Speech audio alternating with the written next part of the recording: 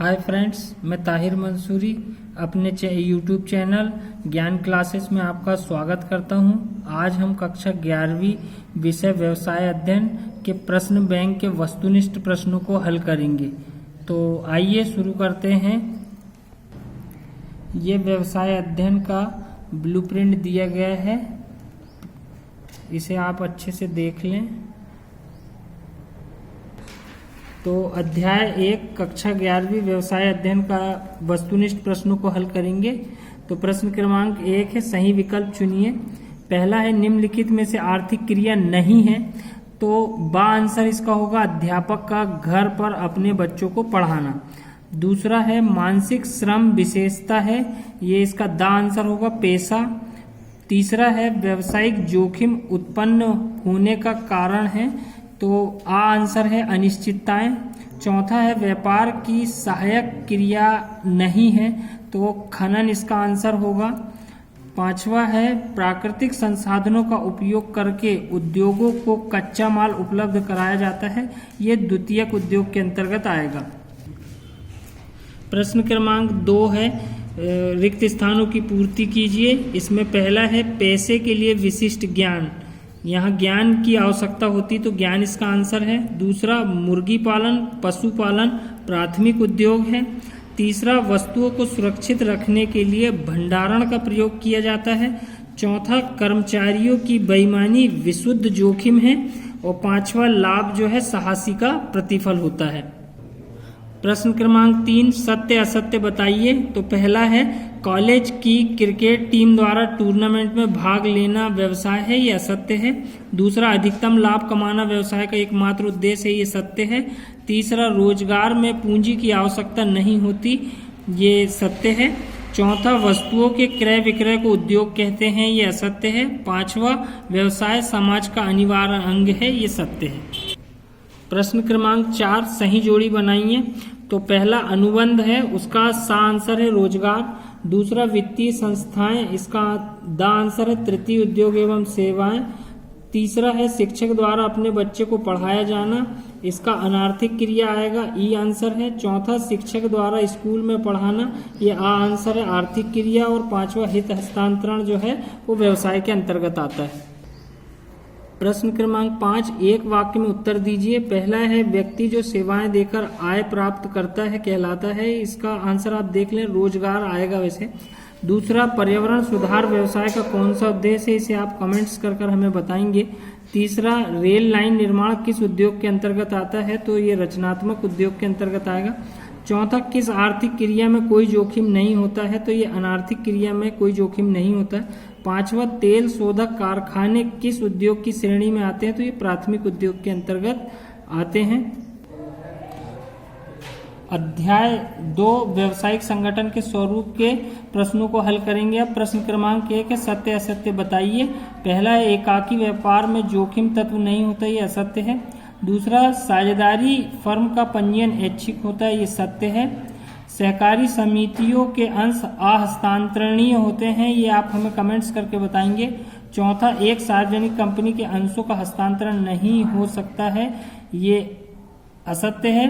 पांचवा निजी कंपनी प्रविवरण जारी नहीं करती है, ये सत्य है।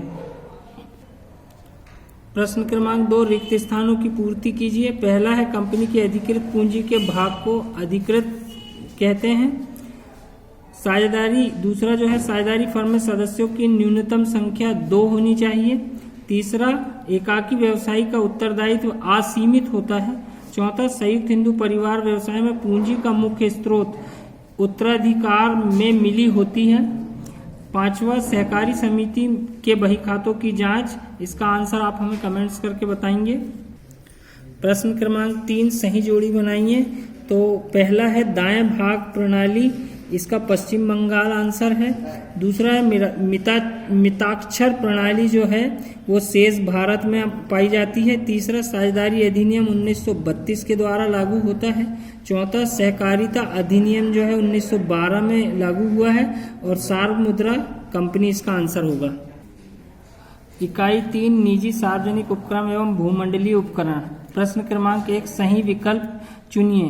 भारत में कृषि को रखा गया है तो इसका आ आंसर होगा निजी क्षेत्र में। दूसरा, उपक्रम जिसकी स्थापना संसद के विशेष अधिनियम द्वारा की जाती है, इसका सा आंसर है लोक निगम। तीसरा, एक सरकारी कंपनी वह कंपनी है जिसमें सरकार की उस कंपनी की चुकता पूंजी में हिस्सेदारी 51% होती है, इसका दा आंसर है। चौथा, निजी उपक्रम में अंकेक्षण करना, ये आप हमें कमेंट्स करके बताएं। पांचवा, सार्वजनिक क्षेत्र की बीमार इकाइयों की पुनर्रचना किसके द्वारा की जाती है, तो सा आंसर है BIFR। अगला प्रश्न क्रमांक 2 है, एक शब्द में उत्तर दीजिए। तो पहला है, भारत में किस प्रकार की अर्थव्यवस्था है, तो मिश्रित अर्थव्यवस्था है। दूसरा, निजी क्षेत्र के उपक्रमों का मुख्य उद्देश्य क्या है, तो व्यक्तिगत लाभ को अधिकतम करना, इसका आंसर होगा। तीसरा, किस क्षेत्र में व्यावसायिक उपक्रम कर्मचारियों के चयन व पारिश्रमिक के नियम स्वयं बना सकते हैं, तो निजी क्षेत्र आएगा, इसका आंसर। चौथा, ऐसे उपक्रम जिनका प्रबंध आंशिक या पूर्ण रूप से सरकार के हाथों में हो कहलाते हैं सार्वजनिक उपक्रम। पांचवा, भारतीय जीवन बीमा निगम किस प्रकार का निगम है, तो सार्वजनिक निगम है। इकाई 4, व्यावसायिक सेवाएं। प्रश्न क्रमांक 1, सत्य असत्य बताइए। पहला है, ई बैंकिंग द्वारा किसी भी समय बैंकिंग व्यवहार किया जा सकता है, ये सत्य है। दूसरा, बीमा एक अनुबंध नहीं है, ये असत्य है। तीसरा, सेंट्रल बैंक ऑफ इंडिया हमारे देश का केंद्रीय बैंक है, ये असत्य है। चौथा, समुद्र बीमा में जहाज माल तथा भाड़े का बीमा शामिल है, ये सत्य है। पांचवा, शीत भंडार गृह में शीघ्र नाशवान वस्तुओं का संग्रह किया जाता है, ये सत्य है। प्रश्न क्रमांक 2, सही जोड़ी बनाइए। तो पहला है क्रेडिट कार्ड, इसका आंसर उधार क्रय आएगा।